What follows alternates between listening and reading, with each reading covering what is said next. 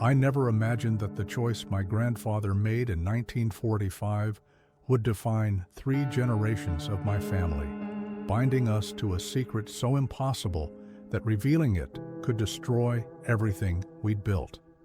But when federal agents arrived at our remote Montana property in 1995, I realized that 50 years of silence was about to end, and the being we'd protected, the one we'd come to love as family, would finally face a world that wasn't ready to understand him.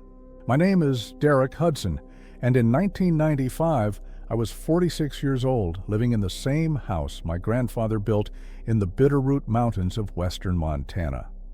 It wasn't just a house, it was a fortress of isolation, deliberately constructed 15 miles from the nearest town of Darby, accessible only by a winding dirt road that became impassable in winter.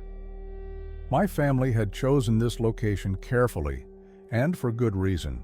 We were 6 people living in that house: me, my wife Catherine, our 3 children, 17-year-old Michael, 15-year-old Sarah, and 12-year-old Emma, and my mother Evelyn, who at 72 still had the sharpness of someone half her age. But in truth, we weren't 6. We were 7. We'd always been 7. The 7th member of our household didn't live in the house exactly. He lived in what we called the back cabin, a large, specially built structure about 200 yards behind the main house, hidden by dense pine trees and accessible by a path only our family knew. His name was Ezra, and he stood 7 feet 3 inches tall, covered in dark reddish-brown fur that had grayed considerably over the decades. He was a Sasquatch, a Bigfoot, a creature that the world insisted didn't exist. And he'd been part of my family since before I was born. The story, as my mother told it, and as her father had told her, began in November 1945. My grandfather, Thomas Hudson, had returned from World War II changed, as so many men were. He'd seen enough of humanity at its worst and wanted nothing more than distance from civilization. He'd bought this land cheap. Nobody wanted property this remote, this difficult to access, and started building a life of solitude. One winter morning, he found Ezra's mother dead at the edge of his property, killed by what appeared to be a rock slide. Beside her was a young Sasquatch, maybe 3 or 4 years old, crying in a way that my grandfather said sounded almost human. Thomas Hudson had seen enough death in the war. He couldn't walk away from a grieving child, even if that child wasn't human.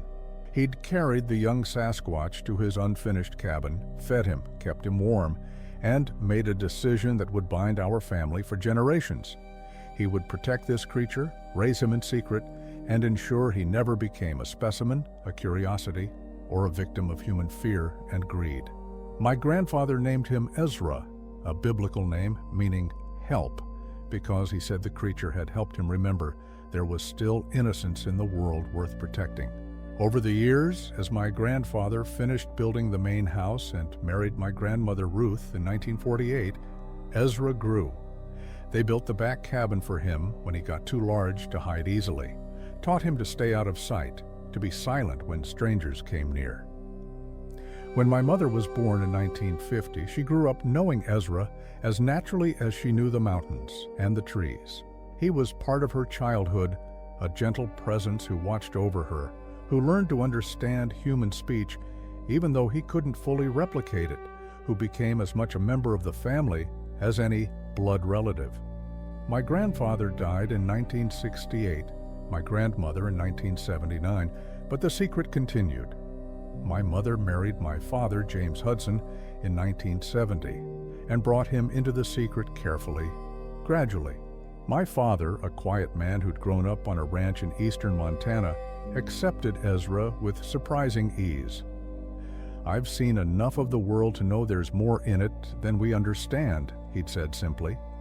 I was born in 1949, and I literally grew up with Ezra. My earliest memories include him, a massive, gentle figure who would sit outside the back cabin while I played nearby, who learned to be incredibly careful with his strength around small children, who seemed to understand the importance of our family's secret even without being told in words he could fully comprehend. My father died in 1987, a logging accident that took him too young at 52. After that, it was just my mother, my family, and Ezra, continuing the tradition of secrecy that had lasted over 4 decades. By 1995, Ezra was in his early 50s. We estimated based on what my grandfather had told my mother. He'd stopped growing years ago, settling at 7 feet 3 inches, with a build that was massive but had softened slightly with age. His fur had gone gray around his face, and he moved with the careful deliberation of someone whose joints weren't as flexible as they once were. He'd never learned to speak. His throat and mouth structure weren't designed for human language, but he understood English perfectly. We'd learned to communicate through a combination of gestures, sounds, and simple sign language we'd developed over the years. He was smart, emotionally intelligent, and remarkably perceptive about human behavior. My children had grown up with him just as I had. Michael, my oldest, had been helping me maintain the back cabin since he was 10. Sarah had always been Ezra's favorite. She'd spend hours sitting outside his cabin reading books aloud to him, something he seemed to enjoy immensely. Emma, the youngest, had drawn hundreds of pictures of Ezra over the years, though we always had to be careful about what happened to those drawings. We had rules, strict ones, that had evolved over 50 years. Never bring outsiders to the property without warning. We had a system. If someone was coming, we'd ring a bell, mounted on the back porch 3 times. Ezra knew to stay inside and stay silent until we gave the all clear. Never talk about Ezra outside the family, not to friends, not to teachers, not to anyone. The kids understood this from the time they could talk. It was the family's most important rule. Maintain the cover story. The back cabin was storage, off limits because of hazardous materials, or unstable flooring, or whatever excuse seemed plausible to the rare visitor. Always have supplies stored in the back cabin. Ezra couldn't go into town, couldn't be seen. We brought him everything: food, clothes we modified to fit him, books and magazines once we realized he enjoyed looking at pictures. Never ever take photographs. This was perhaps the hardest rule in an age where cameras were becoming ubiquitous, but it was essential. No evidence could exist outside the family. For 50 years, these rules had worked. We'd had close calls, certainly. Hikers occasionally wandered onto our property, though the no trespassing signs usually deterred them. Once, in 1983, a forest ranger had insisted on checking all structures on our land during fire season. My father had convinced him the back cabin was full of old paint cans and volatile chemicals, too dangerous to enter without proper equipment. The ranger had backed off. But 1995 was different. Technology was changing in ways that made our secret harder to keep. Satellite imagery was becoming more detailed. The internet was beginning to spread, and with it, the ability to share information instantly. Trail cameras were becoming popular with hunters, small and easy to hide. The world was getting harder to hide from. And then there was the Montana Wilderness Survey Project. In early 1995, we started hearing about it in Darby. A joint initiative between the U.S. Forest Service and several universities aimed at conducting the most comprehensive wildlife survey ever attempted in western Montana. They'd be using everything from traditional methods to cutting-edge technology, motion sensor cameras, acoustic monitoring equipment, even small drones for aerial surveys. The project was set to begin in our area in the fall. Our property was private, yes, but it was surrounded by national forest land, and the survey teams would be everywhere, covering every square mile of habitat, documenting every species they could find. Catherine and I lay awake many nights that summer, whispering about what to do. Move? But where would we go, and how would we move Ezra without being seen? Reveal him? But on whose terms? With what protections? Do nothing and hope? But hope seemed like a thin defense against systematic surveying. My mother, with the wisdom of someone who'd lived with this secret for 45 years, counseled patience. "We've managed this long," she said. "We'll manage longer. The Hudsons are good at secrets. But I could see the worry in her eyes. She knew, as I did, that we were approaching a tipping point. 50 years of isolation and secrecy were being challenged by a world that was shrinking, where privacy was becoming harder to maintain, where technology could reveal what determination had hidden. On September 15, 1995, my worst fears began to materialize. Michael came running into the house from his after-school job at the Darby hardware store, his face flushed with concern. "Dad, there's talk in town," he said, breathless. "One of the survey teams found something weird up in the Bitterroot, large footprints, unusual hair samples, signs of something big moving through the forest. They're calling in specialists. They think they might have evidence of a Sasquatch." The blood drained from my face. Catherine grabbed my hand. My mother, sitting in her chair by the fireplace, closed her eyes and took a deep breath. "How close?" I asked. 5 miles from here, maybe less," Michael said. "Dad, they're going to expand the search. They're talking about bringing in more teams, more equipment." That night, after the children were in bed, Catherine, my mother, and I walked the path to the back cabin. Ezra was sitting outside, enjoying the cool evening air. He looked at us and made a questioning sound.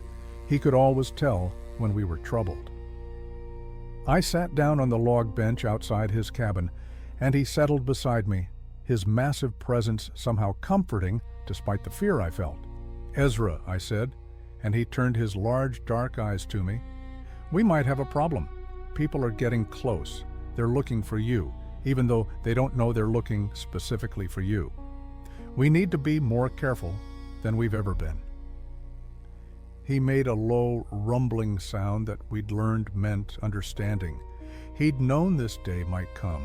We all had. Catherine spoke up, her voice steady despite the tremor I could hear underneath. "We'll protect you, whatever it takes. That's what this family does. That's what we've always done." But even as she said it, I wondered if protection would be enough. If 50 years of secrecy could hold against the determined scrutiny of science and government. And if it couldn't, what would become of Ezra, this being who'd trusted my family for his entire life? October 1995 brought the first real snow to the Bitterroot Mountains, and with it, tracks.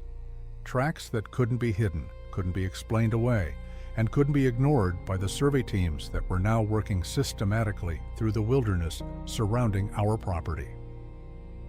I'd spent the last 2 weeks implementing what I called protocol lockdown, a term that made my kids roll their eyes, but that everyone understood was deadly serious.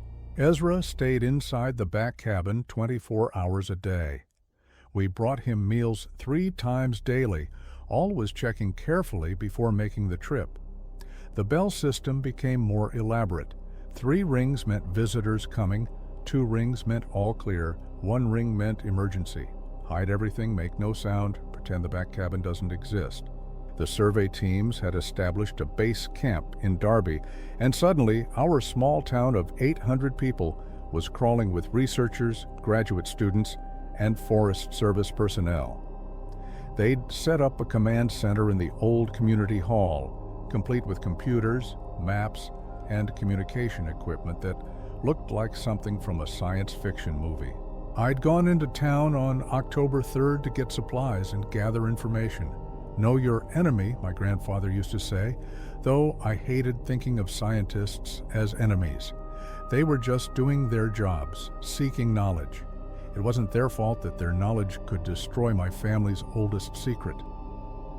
The command center had a large map of the region on the wall, covered with colored pins. Red pins marked anomalous findings. Footprints, hair samples, broken branches at heights no known animal could reach, claw marks on trees that didn't match bear or cougar patterns.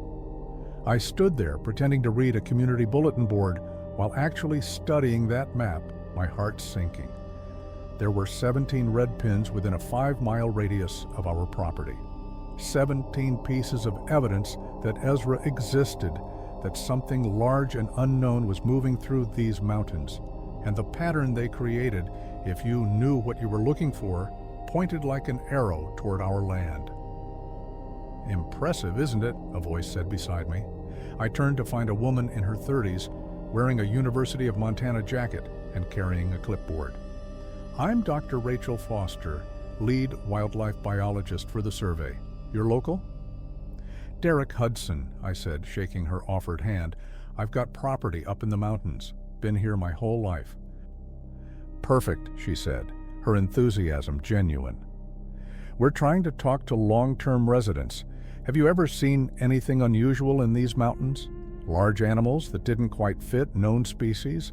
Sounds you couldn't identify?" I'd prepared for this question, rehearsed it even. "I've seen bears stand up on their hind legs that looked pretty impressive, heard elk bugle in ways that could sound almost human. Mountains play tricks on you sometimes, especially at dusk." She nodded, making notes. "That's what most people say. But Mr. Hudson, we're finding physical evidence that's harder to dismiss. Hair samples with DNA that doesn't match any cataloged species.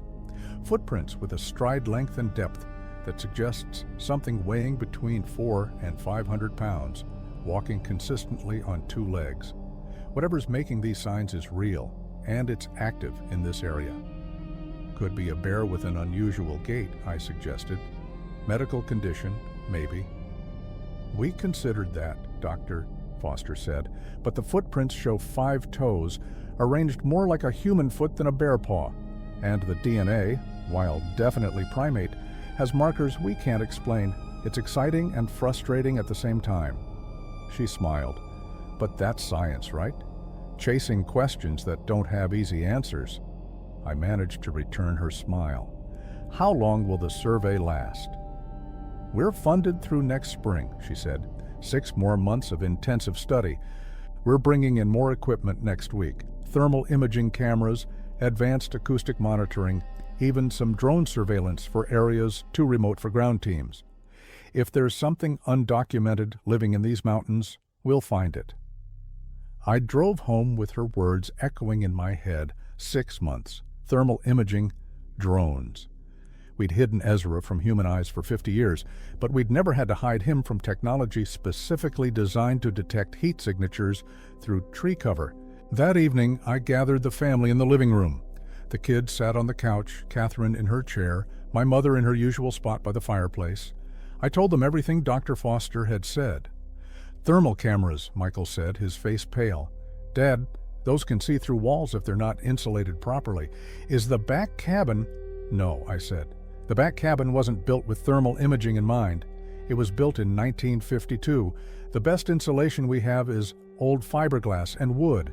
Then Ezra will show up on their scans," Sarah said, her voice tight. She'd been crying earlier. The stress of keeping the secret at school, of pretending everything was normal while our world teetered on the edge of exposure, was taking its toll on all the kids. "Not if he's not there to scan," my mother said quietly. We all turned to look at her.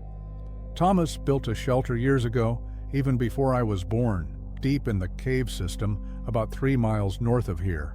He called it the emergency cache. He stocked it with supplies, made it livable. He always said if things got too dangerous, Ezra could hide there for weeks, maybe months." "I never knew about this," I said, feeling a flash of frustration. "Mom, why didn't you tell me?" "Because Thomas made Ruth promise to only reveal it if there was no other choice," my mother said. "He believed the best way to keep a secret was to limit who knew it. He told Ruth on his deathbed. Ruth told me when your father died, and I'm telling you now because we're out of other choices." Catherine leaned forward. "Evelyn, can you find this cave? It's been decades." "I was there once when I was 16, my mother said. "I can find it. Thomas marked the trail in a way only family would recognize. Specific tree blazes, rock cairns that look natural but aren't. It's still there. It has to be."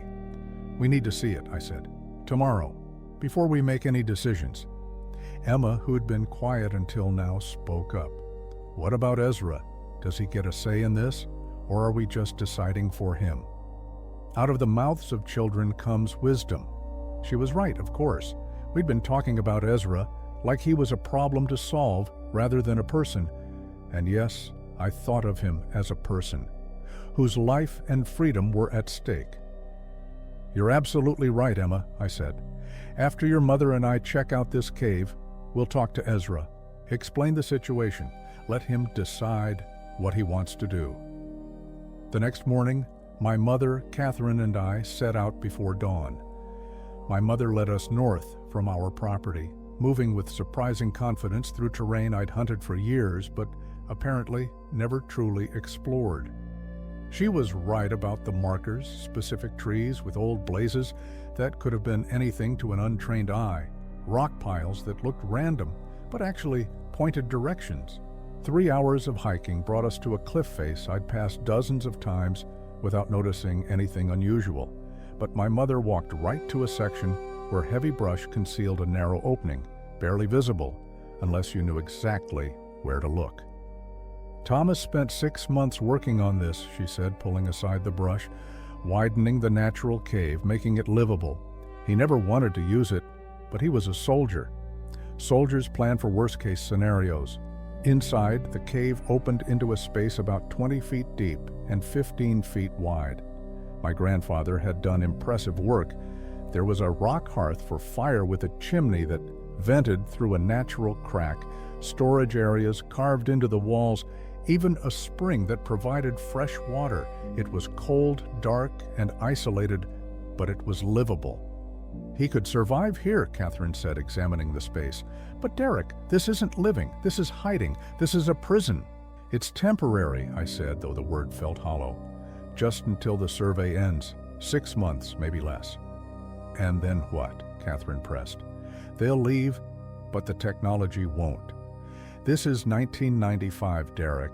In 5 years, 10 years, there will be satellites that can read license plates from space. There will be cameras everywhere. The world is changing, and hiding isn't going to work forever. She was right. I knew she was right. But what was the alternative? That afternoon, Catherine and I went to the back cabin. Ezra was sitting inside, looking through a National Geographic magazine. He'd always loved the pictures, especially of other primates and remote wilderness areas. He looked up when we entered, and I saw the question in his eyes. We'd developed a way of communicating over the years that worked for us. I'd speak using simple, clear language and supplement with the signs we'd created. Ezra would respond with gestures, sounds, and occasionally by pointing to pictures or objects to clarify meaning. Ezra, we need to talk about something serious, I began. I explained the survey, the technology, the thermal cameras. I told him about the cave, about the option of hiding there until it was safe. He listened without interruption, his dark eyes focused on my face. When I finished, he stood, his full height. All was impressive, even though I'd known him my whole life, and moved to the window.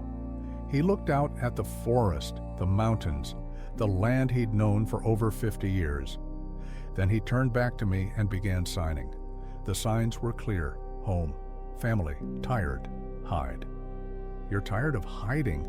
Catherine asked gently. He nodded, then made more signs.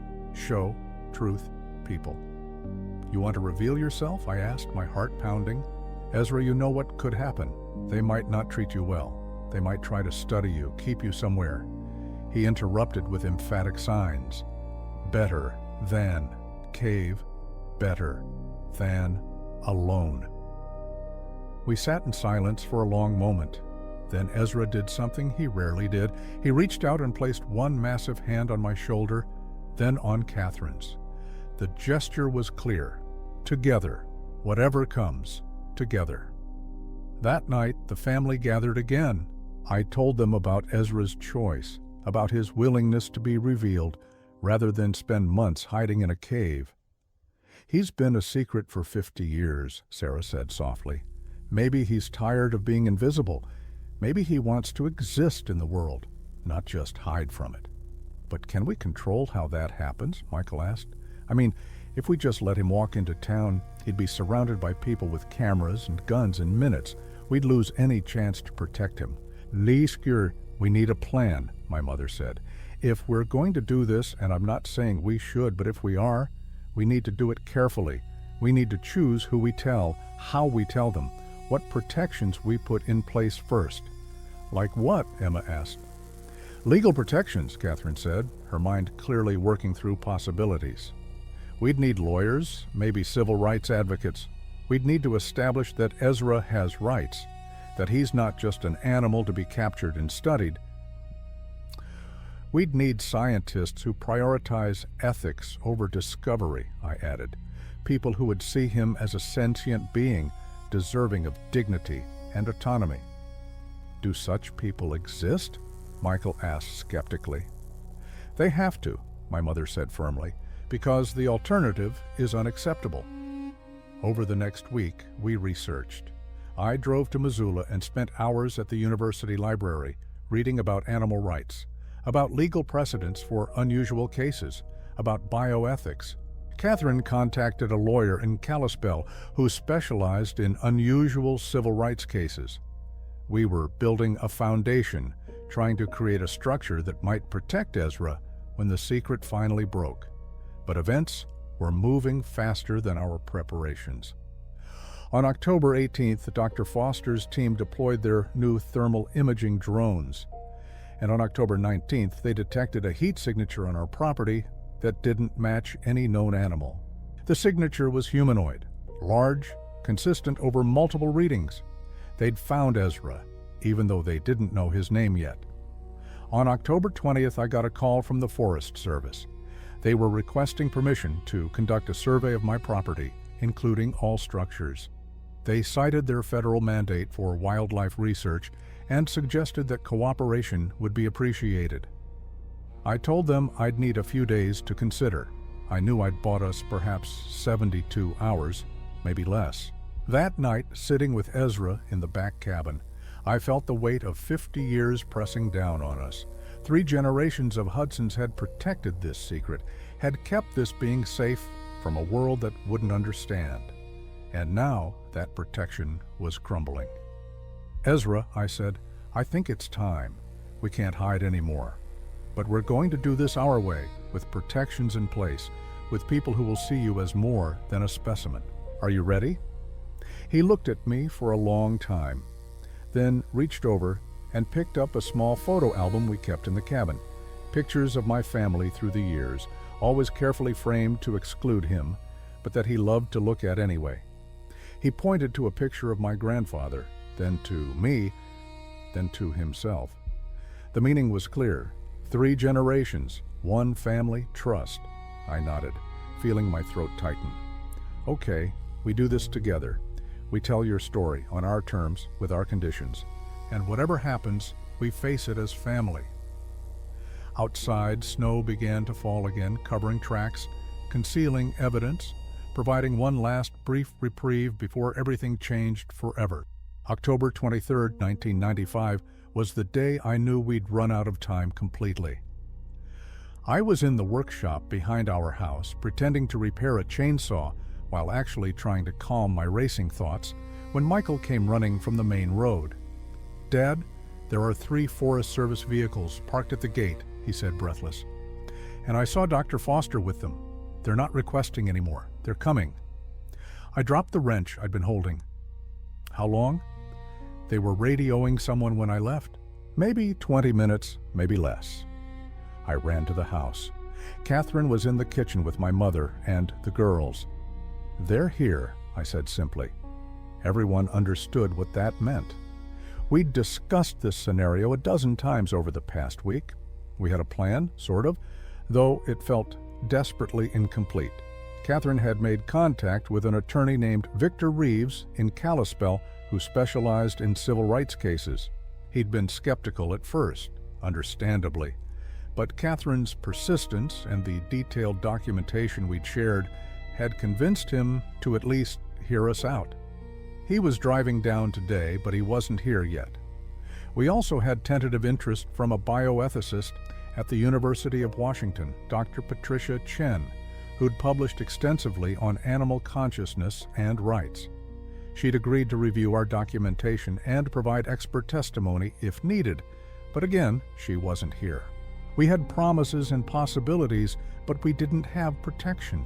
Not yet. What do we do? Sarah asked, her voice tight with anxiety. I looked at my mother.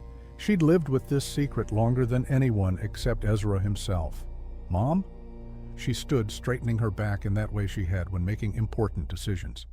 "We tell them the truth, but we do it our way. Derek, go to Ezra. Explain what's happening. Ask him if he's ready. Catherine, call Victor Reeves. Tell him we need him here immediately, even if he has to break every speed limit between Kalispell and here. Sarah, Emma, you're with me. We're going to meet those Forest Service people at the gate and delay them as long as possible." "How?" Emma asked. My mother smiled grimly. "By being a confused old woman with property rights and a lot of questions about proper procedures, I can be very confused when I need to be." As they headed out, I took the path to the back cabin, my mind racing. 50 years. 50 years of secrecy about to end in the next hour. Was I doing the right thing? Was there even a right thing in this situation? Ezra was standing at the window when I entered, watching the forest. He'd heard the commotion, understood something was happening. He turned as I came in, and I saw something in his expression I'd never seen before. Not fear, exactly, but a kind of resigned determination. "They're here," I said without preamble.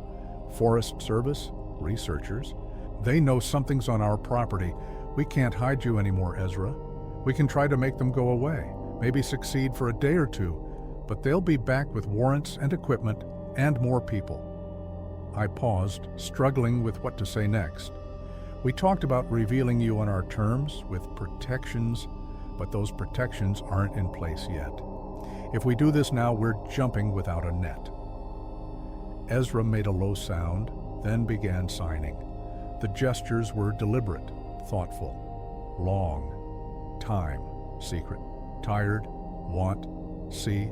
Sky. Not. Hide. "You want to be able to walk outside without hiding," I said, understanding, "even if it's dangerous." He nodded, then signed more. Trust. You. Family. Protect. The faith in those signs nearly broke me. "Ezra, I'll try. We'll all try. But I can't promise it'll be enough. There are people out there who'll see you as a discovery, a specimen, something to be studied and displayed. We're going to fight against that, but..." He interrupted by placing his hand on my shoulder, the gesture he used to convey reassurance. Then he signed simply, "Ready." "Okay," I said, my voice rough. "Okay, then let's do this right. You stay here until I come get you. I'm going to talk to these people first, establish some ground rules. When I bring them back here, you let me do the talking first. Don't approach them suddenly. Humans are unpredictable when surprised. Stay calm. Move slowly. Can you do that?" He nodded. I walked back to the house and found Catherine on the phone, speaking rapidly. She looked up when I entered. "Victor's on his way. He'll be here in 90 minutes if traffic cooperates. He says don't let them onto the property without a warrant, don't answer questions without legal representation, and absolutely don't reveal anything until he gets here." "Too late for that," I said. "Ezra's ready. He wants this. And Mom can only delay them so long before they start getting suspicious or aggressive." "Derek, 90 minutes could turn into 3 hours if something goes wrong," I said. "And by then, they might come back with a full team and actual legal authority. At least right now, it's still somewhat on our terms." I took her hands. "Catherine, we knew this day would come eventually. Maybe not like this, maybe not this soon, but eventually. Ezra has been hidden for 50 years. He deserves the chance to exist in the world, even if the world isn't ready for him." She squeezed my hands. "Then we do this together, all of us." We walked down to the gate where my mother had indeed been doing an impressive job of being confused and concerned about proper procedures. Dr. Foster and 3 Forest Service Rangers stood in a cluster, trying to maintain professional courtesy while clearly frustrated. "Mr. Hudson," Dr. Foster said with visible relief when she saw me, "your mother has been very helpful, but we really do need to conduct this survey. We have clear thermal readings of something large and bipedal on your property. It could be an injured hiker, a lost hunter, or something else," I finished. "Yeah, I know what you think it is." Her eyes sharpened. "You've seen something?" I took a deep breath. "Dr. Foster, Rangers, I need you to listen carefully. What I'm about to tell you is going to sound impossible, and your first instinct will be to not believe me. But I'm asking you to approach this with open minds and, more importantly, with compassion and ethical consideration. One of the rangers, a man in his 50s named Patterson, who I'd met before in town, stepped forward. "Mr. Hudson, if you're harboring something dangerous—" "Not dangerous," I interrupted. "Peaceful, intelligent, and very, very scared of exactly this situation." I looked at each of them. "There is a Sasquatch on my property. He's been here for 50 years. He's part of my family. And before you rush back there with weapons and cameras and scientific curiosity, you need to understand that he's not an animal to be captured. He's a sentient being who deserves rights and dignity." The silence that followed was profound. Dr. Foster's expression cycled through disbelief, excitement, and confusion in rapid succession. The Rangers looked at each other uncertainly. "You're saying you've been hiding a Bigfoot for 50 years, Dr. Foster finally said, her voice carefully controlled, "on your private property, and you want us to believe this creature is intelligent enough to deserve rights." "I'm saying my grandfather found an orphaned Sasquatch in 1945 and made the choice to protect him rather than turn him over to a world that would treat him as a curiosity or threat. And yes, he's intelligent. He understands English. He communicates. He has emotions, preferences, relationships. He's been part of my family's life for 3 generations." "This is insane," one of the younger Rangers muttered. "Is it?" Catherine said, stepping forward. "Is it more insane than the evidence you've been finding for weeks? The footprints, the DNA that doesn't match known species, the thermal signatures. You've been looking for proof that Sasquatch exists. Well, it does. And now you have to decide what kind of people you want to be when faced with that proof." Dr. Foster was thinking. I could see it in her expression. The scientist in her was excited, but something else, maybe the human part, was cautious. "If what you're saying is true, this is the most significant zoological discovery in a century. We'd need documentation, genetic samples, comprehensive studies." "With his consent," I interrupted firmly. "Not as a captive subject, but as a participant who agrees to cooperate.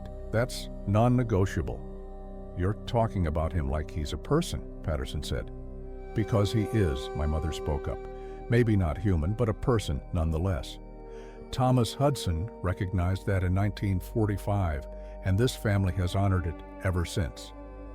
Dr. Foster pulled out her radio. "I need to contact my supervisors, and probably federal authorities.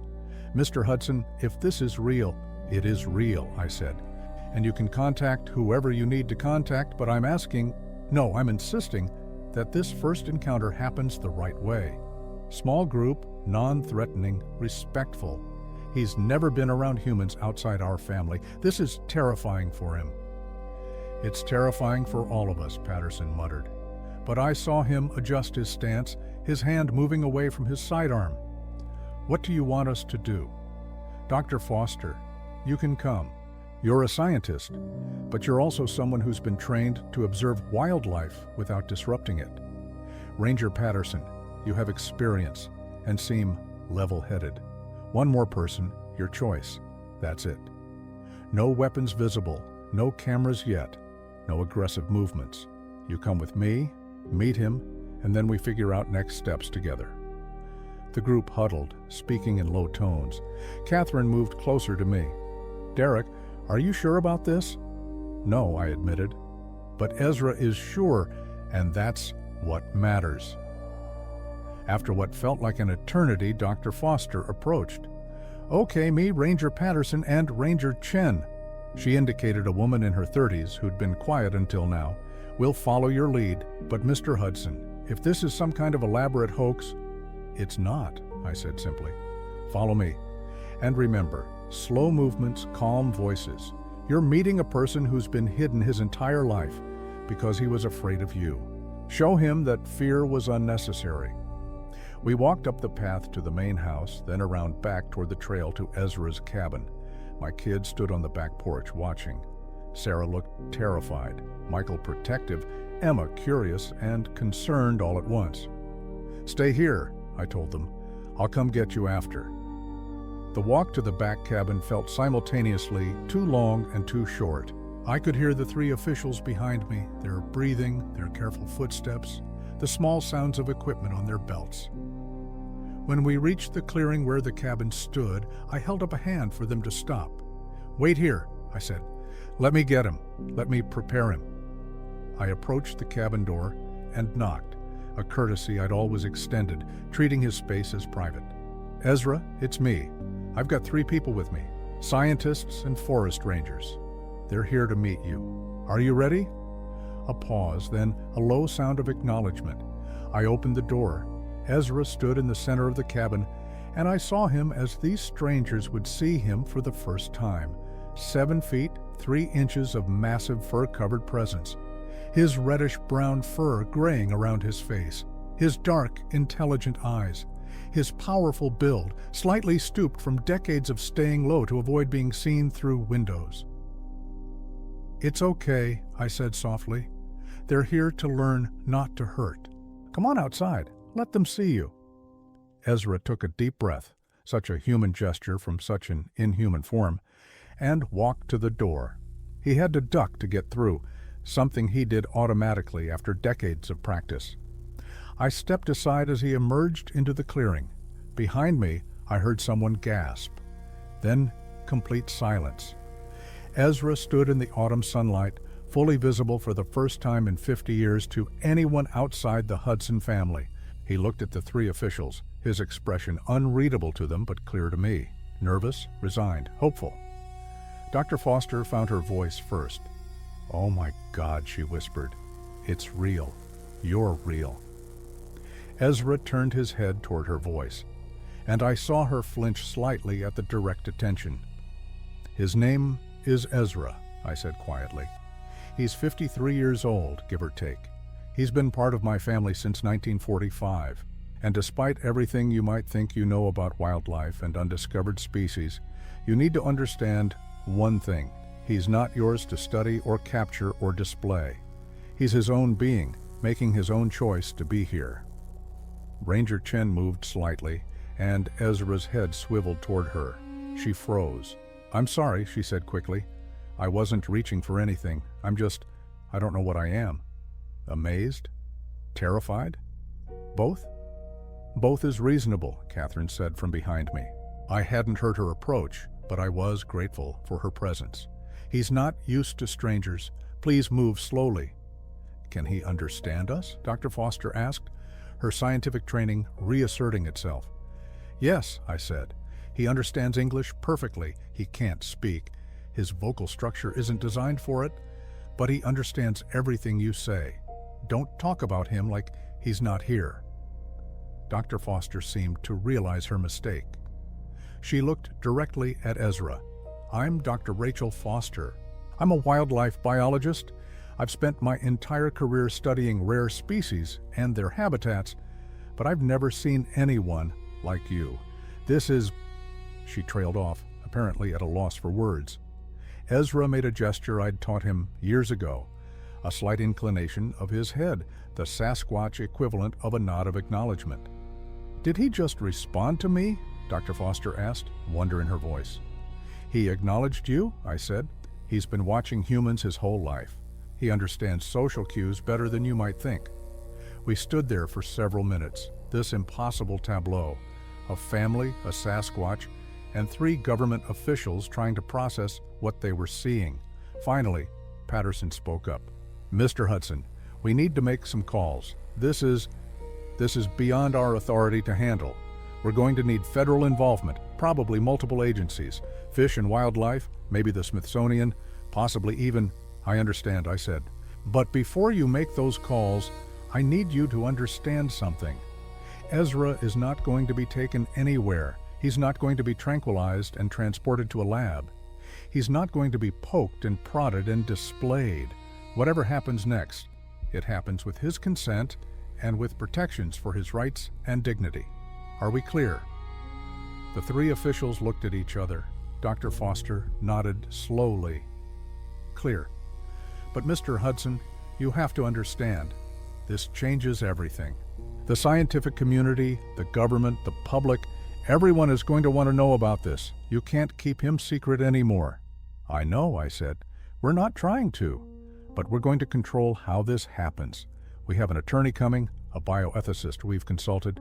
We're not naive about what comes next. We're just determined that it happens the right way." As if on cue, we heard a vehicle approaching the house. Victor Reeves had arrived 90 minutes early thanks to what must have been impressive driving. Within an hour, our back cabin clearing had transformed into an impromptu negotiation space. A lawyer, a bioethicist on speakerphone, 3 federal officials, my family and Ezra at the center of it all. The secret was out. 50 years of hiding had ended, and whatever came next would test everything the Hudson family stood for. The next 72 hours were the most intense of my life. Our property, which had been a sanctuary of isolation for 3 generations, became a controlled chaos of officials, experts, and negotiations that would determine Ezra's future and possibly set precedent for how humanity would treat any intelligent, non-human species we might encounter. Victor Reeves proved to be exactly what we needed: aggressive when necessary, diplomatic when possible, and utterly unintimidated by federal authority. He was in his late 50s, with silver hair and the kind of sharp eyes that missed nothing. Within 6 hours of arriving, he'd established a perimeter of legal protection that bought us time. "Nobody touches him without consent," Victor declared to the growing crowd of officials. "Nobody takes samples without agreement. Nobody removes him from this property without a court order, which I promise you I will fight to the Supreme Court if necessary. My client has rights." "Your client isn't human," argued James Morrison, a representative from the Department of the Interior who'd arrived on the second day. "There's no legal framework for granting rights to a non-human entity." "Then we'll create one," Victor shot back. "There are precedents for unusual guardianship cases, for recognizing consciousness in non-human entities, and if the law doesn't exist, we'll make it. That's how progress works." Dr.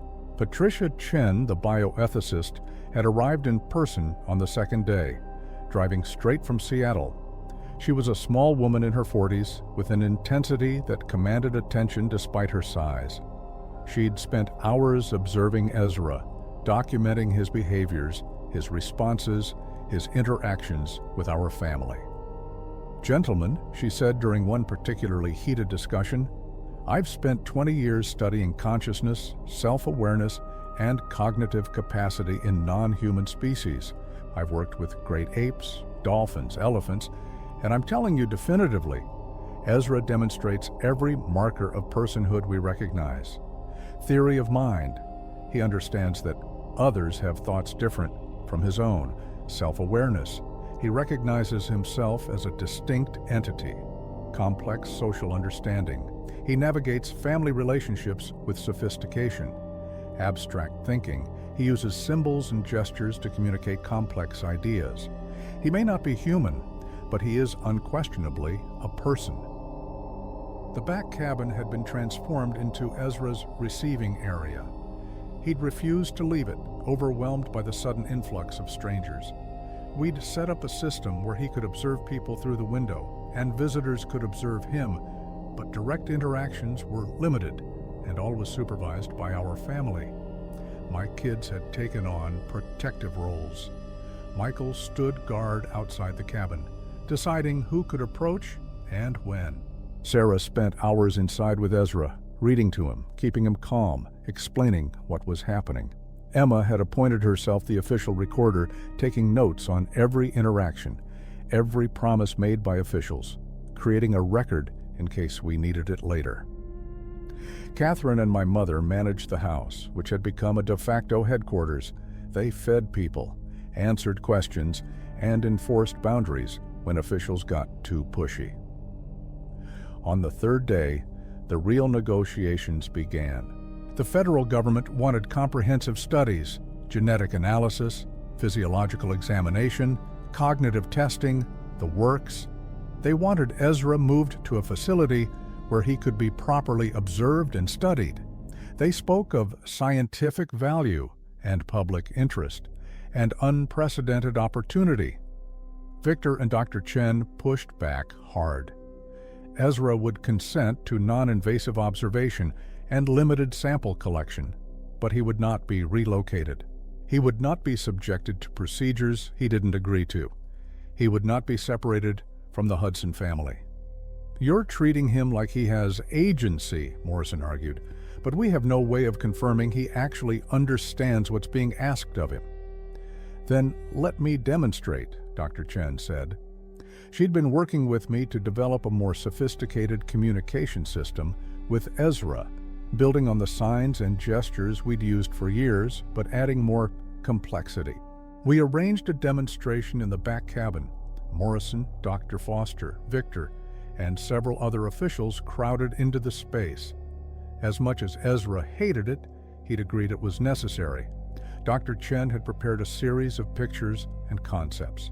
"Ezra," she said clearly, "I'm going to show you some pictures. I want you to point to the one that matches the concept I describe, okay?" Ezra nodded, a gesture he'd learned from watching humans, not natural to his species. Dr. Chen held up 4 pictures: a bird in a cage, a bird in a tree, a bird being held in hands, and a bird with a band on its leg. "Which picture shows captivity?" she asked. Without hesitation, Ezra pointed to the bird in the cage. "Which shows freedom?" "The bird in the tree." "Which shows being studied but not captive?" He considered, then pointed to the bird with the band. Dr. Chen continued with increasingly complex concepts: cooperation, coercion, choice, family, isolation. Each time, Ezra responded accurately, demonstrating not just comprehension, but nuanced understanding. "He's been trained," Morrison said dismissively, "like a dog learning tricks." "Then let's try something he couldn't have been trained for," Dr. Chen said. She turned to Ezra. "I'm going to describe a situation. I want you to tell me, using any method you want, what you think would be fair. Here's the situation. Scientists want to learn about you. They want to take some of your hair, some blood, take pictures, measure you. In exchange, they promise to protect your home and make sure you're safe from people who might want to hurt you. Do you think that's a fair trade?" Ezra thought for a long moment. Then he began signing, gesturing, and pointing. The communication was complex. He pointed to the picture of family, then to our house, then made a circular gesture encompassing the property. He pointed to the scientists, then to a picture of a camera, then held up his fingers. 3. He pointed to himself, then made a gesture we'd developed that meant choose or decide. I translated, "He's saying he'll cooperate with studies, but only 3 scientists at a time, not more. He'll allow pictures and measurements and samples, but he chooses when, and the studies happen here with his family present. And the protection has to include not just his safety, but the ability to stay here, on this land, with us." Morrison shook his head. "You're interpreting. How do we know that's what he actually means?" Dr. Chen turned to Ezra. "Did Derek understand you correctly?" Ezra nodded emphatically. "Do you want to add anything? Change anything?" Ezra thought, then made more signs. He pointed to the picture of the bird in the tree, then to himself, then made a sweeping gesture toward the outside. "He wants to be able to go outside," Sarah said from the corner, where she'd been watching. "To walk in the forest without hiding, that's part of the deal." Ezra nodded at her, and I saw something pass between them. This young woman who'd grown up with him, who understood him perhaps better than anyone except me. The demonstration had an effect. I could see it in how the officials looked at Ezra, a subtle shift from viewing him as a specimen to recognizing him as something more. Over the next week, a framework slowly emerged. It was unprecedented, cobbled together from various legal precedents and ethical guidelines, but it was something. Ezra would be recognized as a sentient, non-human entity under federal protection, similar to the Marine Mammal Protection Act, but with enhanced provisions for cognitive capacity and rights. He would remain on the Hudson property, which would be designated as protected habitat with restrictions on public access. A small team of researchers, no more than 5 at a time, could conduct non-invasive studies with Ezra's demonstrated consent for each procedure. The Hudson family would serve as legal guardians with authority to approve or deny research requests and speak on Ezra's behalf when direct communication wasn't possible. No information about Ezra's exact location would be released to the public. The property would be kept confidential to prevent media circus or harassment. A trust fund would be established to support the ongoing costs of Ezra's care and the family's role as guardians. It wasn't perfect. Victor pointed out a dozen ways it could be challenged or undermined. But it was protection of a sort, and it was unprecedented. "You're making history," Dr. Foster told me on the 8th day, as she prepared to head back to her university to begin writing the papers that would introduce Ezra to the scientific world. "In 100 years, people will study this moment, the first time humanity officially recognized a non-human person." "I just want him to be safe," I said, "to be able to exist without fear." "That's more than most species get from us," she said quietly. "You and your family have protected him for 50 years. Now, we all have to protect him. That's the burden we inherit." On October 31st, Halloween, which felt weirdly appropriate, we held what Victor called the signing ceremony. All the key parties gathered: federal representatives, scientists, our family, legal experts. The documents that established Ezra's status and protections were signed. Ezra himself participated, making his mark on the papers with ink and his thumbprint, a gesture Dr. Chen had suggested to demonstrate his agency in the process. "How do you feel?" Catherine asked him afterward, as the officials began to pack up and leave, as our property started to return to something resembling normalcy. Ezra looked at her, then around at the family gathered in the back cabin. He made a sign we all understood: home, safe, family.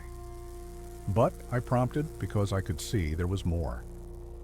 He pointed outside to the forest beyond. Then he made the sign for wait, followed by want, followed by walk. "You want to walk in the forest," Sarah said. "Not just here around the cabin. Really walk, like you used to before all this started."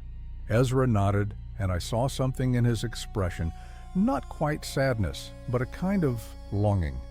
He'd gained recognition, protection, official status as a person, but he'd also lost something in the process: the absolute privacy, the ability to move through the mountains completely unseen, the freedom that came from total secrecy. "Soon," I promised. "We'll work it out. Once things settle down, once the initial research is done, we'll figure out how you can have more freedom. That's the whole point of this, right? Not just survival, but actually living." My mother spoke up from her chair in the corner. "Thomas would be proud," she said softly, and terrified and angry that it came to this, but ultimately proud. "He protected you because he believed you deserved to exist freely. We've tried to honor that. And maybe now, with all these rules and protections, you can actually have some of that freedom he wanted for you." That night, after everyone had left, after the kids were in bed, Catherine and I walked the property with Ezra for the first time in weeks. It was dark, the moon barely a sliver, but we knew these trails by heart. 50 years, Catherine said, 3 generations keeping a secret, and now it's not a secret anymore. "Are we doing the right thing?" I asked, not for the first time. "Really? I don't know if there was a right thing," she said. "But I think we did the best we could with an impossible situation. We protected him when he needed protection, and we helped him step into the world when hiding wasn't possible anymore." Ezra made a low sound, and we both turned to look at him. He was standing at the edge of the trees, looking out over the valley below, where a few distant lights from Darby twinkled. He'd spent his entire life looking at that view from hiding. Now he stood in the open, visible, if anyone cared to look, protected not by secrecy but by law and recognition. He turned back to us and signed, "Thank you, family, home." "Always," I said. "Whatever comes next, we face it together." We didn't know it then, but what came next would test that promise in ways we couldn't imagine. Because while we'd secured Ezra's immediate safety, we hadn't accounted for one thing. The world is full of people who don't respect laws, don't value ethics, and see opportunity where others see responsibility. The secret was out, and not everyone who learned it would have good intentions. November 1995 began with what felt like cautious optimism. The initial media firestorm had been carefully managed. Press releases through official channels, scientific papers in preparation, but no exact location revealed, no photographs released without our consent. The Hudson property remained confidential, protected by federal privacy provisions. For about 3 weeks, it worked. The research team that Dr. Foster assembled was respectful, professional, limited to the agreed-upon 5 people at a time. They conducted non-invasive observations, collected hair and saliva samples with Ezra's visible consent, took measurements, documented his communication abilities.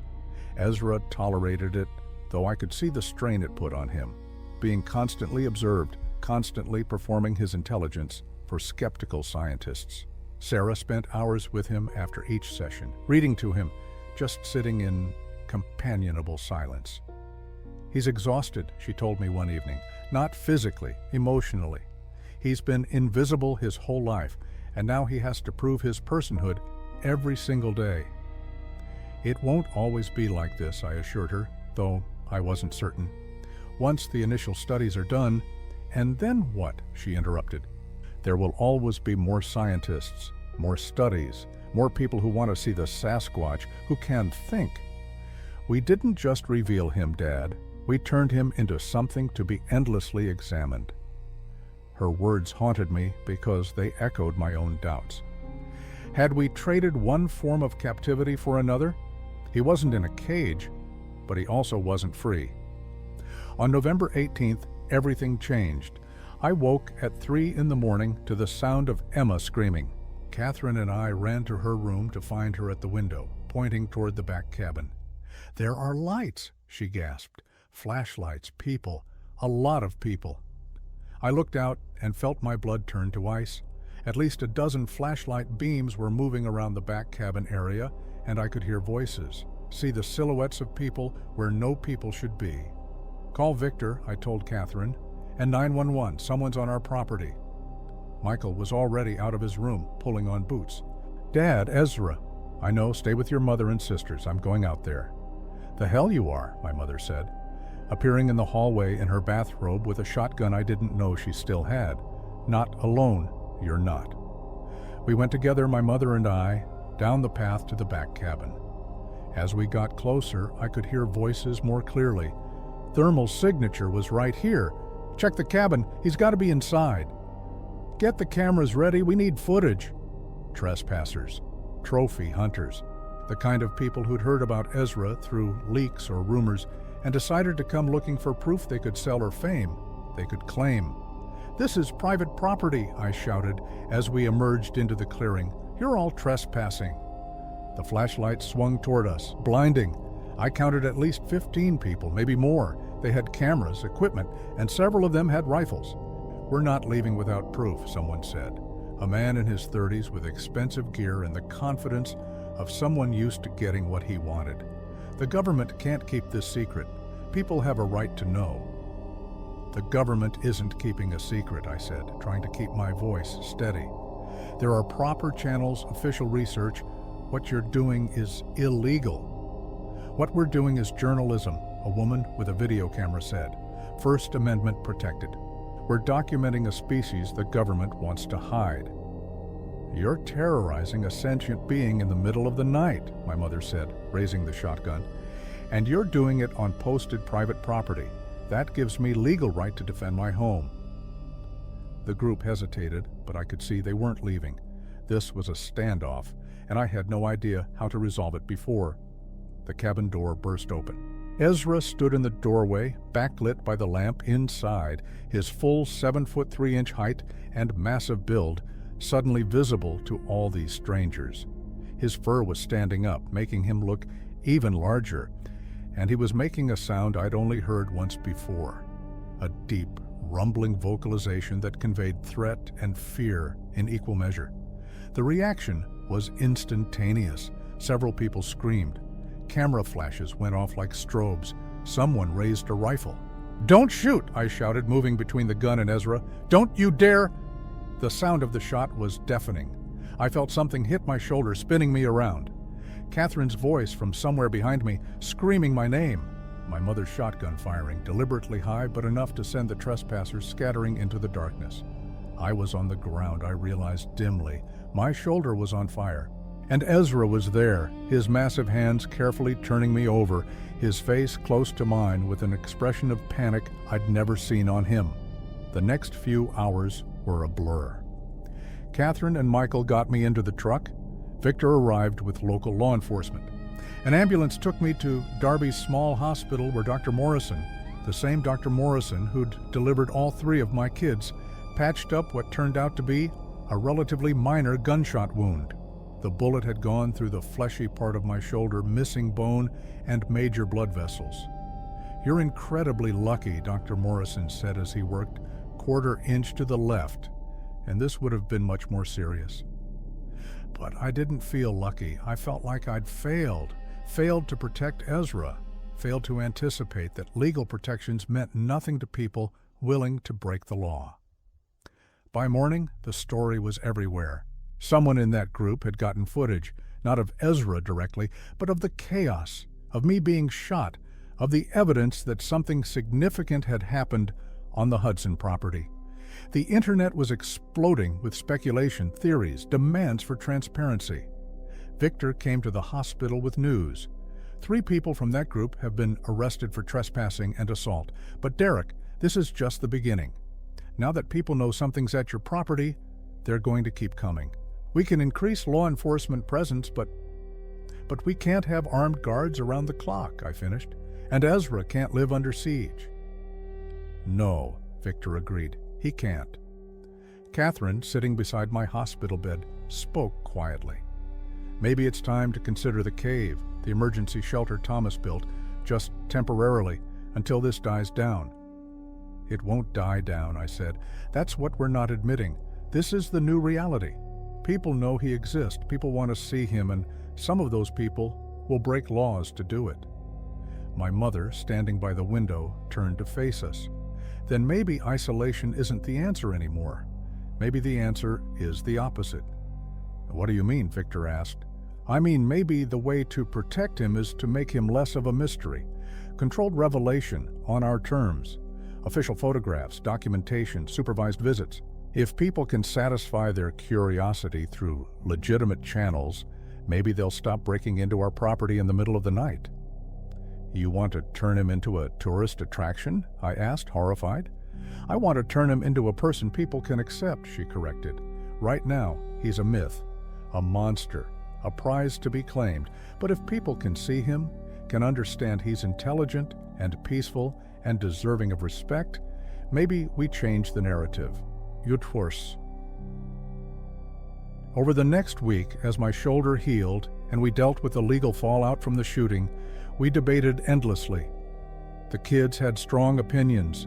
Michael thought we should double down on privacy. Sarah thought we should let Ezra decide. Emma wanted us to just move somewhere nobody could find us.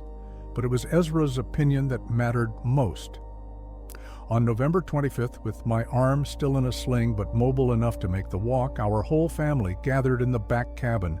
We'd brought pictures, tried to explain the options through our communication system, show him to more people in controlled ways, or try to maintain absolute privacy despite its obvious challenges.